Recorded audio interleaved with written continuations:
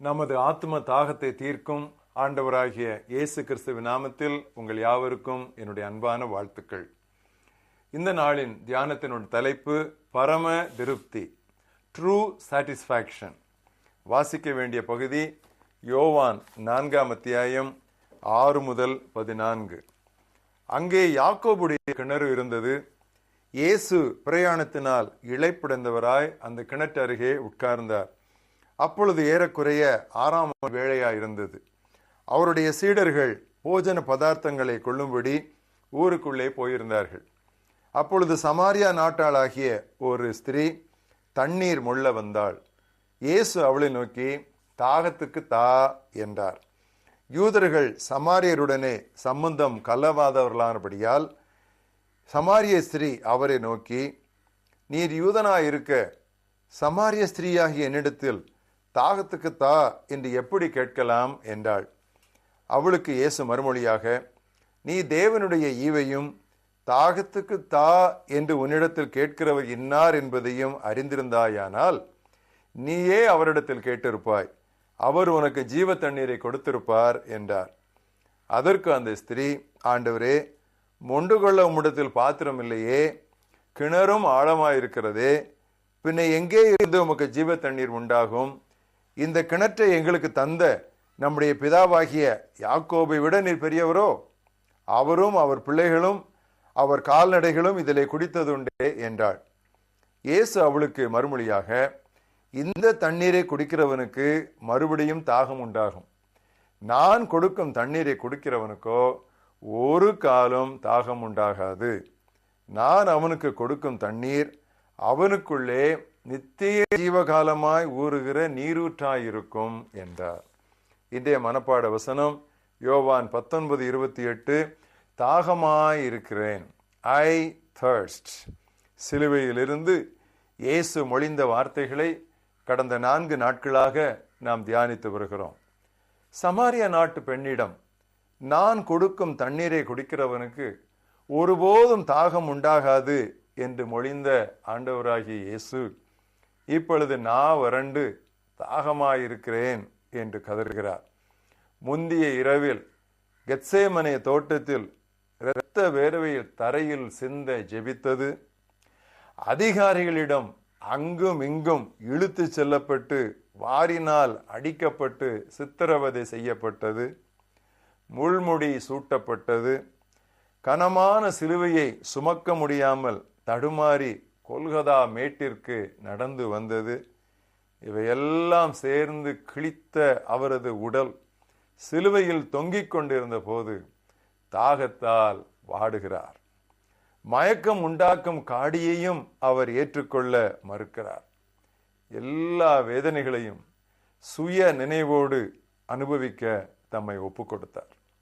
எதற்காக? நாம் தாகமடையாதபடி கிறிஸ்து தாகமடைந்தார். நமக்காக திறக்கப்பட்ட ஊற்றாகும்படி அவர் பிளக்கப்பட்டார். சகரியா 13:1 வாசிக்கிறோம், பாவத்தையும் அழுக்கையும் நீக்க அந்நாளிலே திறக்கப்பட்ட ஓர் ஊற்று உண்டாயிருக்கும். அடிக்கப்பட்ட மேய்ப்பனாகிய அவர், மேய்ப்பனை வெட்டு மந்தையில் சிதறிக்கப்படும் என்ற வசனத்தின்படி அடிக்கப்பட்ட மேய்ப்பனாகிய அவர் மந்தையை விட்டு ஓடவில்லை. அவர் மந்தையை அமர்ந்த தண்ணீர் அருகில் கொண்டு போய் நன்மையும் கிருபையும் அந்த ஆடுகளுக்கு அளித்து அவைகளை திருப்தியாக்குகிறார்.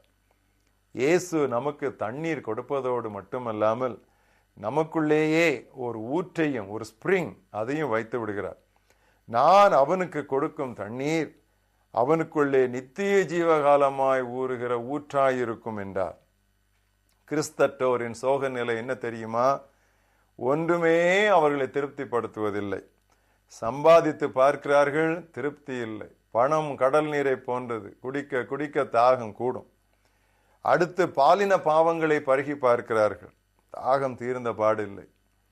பின்னர் தங்கள் சாதனைகளை வணங்கி பார்க்கிறார்கள். தங்கள் கைகளின் செயல்களை பார்த்து நீங்களே தெய்வங்கள் என்கிறார்கள்.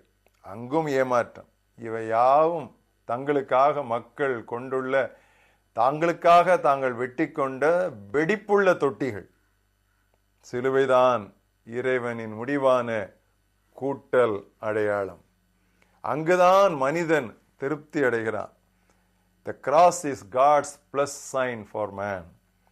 அந்த பழைய சிலுவைக்கு முன் எல்லா சிற்றின்பங்களும் எல்லா சம்பத்துகளும் அர்த்தமற்று போகின்றன. எனவேதான் ஜார்ஜ் பென்னார்ட் என்பவர் பாடினார், I will cherish the old rugged cross and exchange it someday for a crown என்று அவர் பாடினார். அவருக்குள் நமக்கு எல்லாம் கிடைக்கும்படி இயேசு சிலுவையில் எல்லாவற்றையும் விட்டார். அனைத்து ஆசீர்வாதங்களும் இன்று நமக்கு சொந்தம். அதுதான் எபேசியர் 1:3 வாசிக்கிறோம்.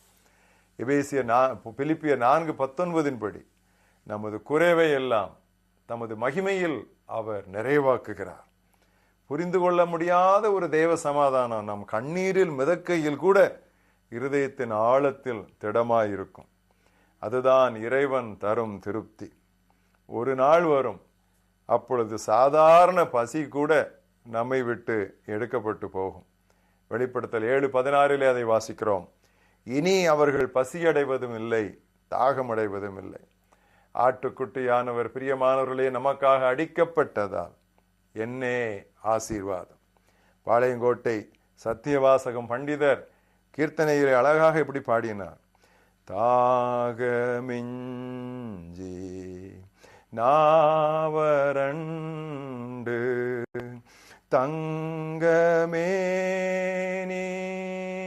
மங்குதே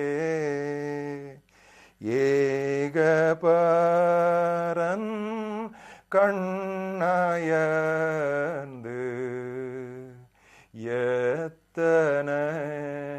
எத்தனையாய் தொங்குரா. எங்கள் நல்ல ஆண்டவரே, இந்த அருமையான நாளுக்காக நாங்கள் ஸ்தோத்திரிக்கிறோம். இப்படி குமாரனாகிய இயேசு கிறிஸ்து சிலுவையில் எங்களுக்காக பட்ட பாடுகளையும் சிலுவையிலிருந்து அவர் திருவாய் மலர்ந்த மொழிகளையும் இந்த நாட்களிலே தியானிக்க எங்களுக்கு கொடுத்த அந்த வாய்ப்புக்காக நாங்கள் நன்றி சொல்லுகிறோம். எல்லாம் எங்களுக்கு நிறைவாயிருக்கும்படி உன்னதத்தில் உள்ள சகல ஆசீர்வாதங்களுக்கும் நாங்கள் பங்காளிகளும் சுதந்திரவாளிகளும் ஆகும்படி இயேசு எல்லாவற்றையும் விட்டு ஒரு சொட்டு தண்ணீருக்கும் அலற வேண்டிய ஒரு நிலைக்கு வந்து சேர்ந்தாரு. என்னே அன்பு, என்னே அன்பு, என்னே பாசம். ஆண்டவரே, இந்த அன்பை என்னாலும் நாங்கள் எங்கள் இருதயத்திலே நினைவுபடுத்திக் கொள்ள உதவிதாரும். இந்த அன்பை மறந்து விடாதிருக்க, இந்த அன்பை விட்டு வேறே உலக அன்புகள் பின்னாக நாங்கள் ஓடிவிடாதபடி உண்மையே எங்கள் வாழ்நாள் முழுவதும், அந்த பழைய சிலுவையே எங்கள் வாழ்நாள் முழுவதும் நாங்கள் கட்டியாக இறுக பிடித்து கொள்ள எங்களுக்கு உதவி செய்யும். துதிகன மகிமையை நாங்கள் உமக்கே செலுத்துகிறோம். இயேசு கிறிஸ்துவின் நாமத்தில் பிதாவே.